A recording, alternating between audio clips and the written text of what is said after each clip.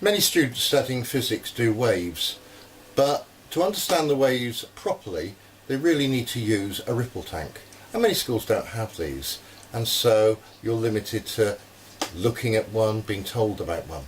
However, you can easily make one at home.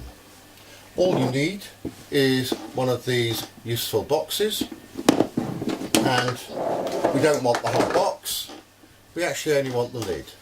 And from experience playing with this, we found that the lid worked best upside down.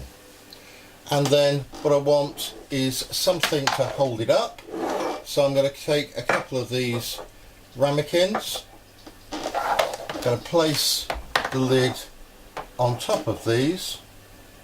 In addition to this, I need a light, and I've just nicked my son's bedroom light. He won't miss if it's daytime at the moment. And then what we want to do is pour a little water in here,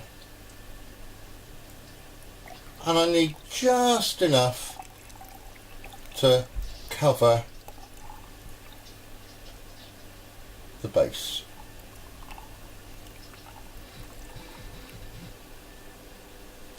There. And that's it. All I need to do is switch it on, and I can make waves using my finger to make point source waves, or if we need to make straight waves, then all I need to have is something like a pencil. All the objects you need to perform all the experiments you need to do at school can be found around the house, and most of these can be free.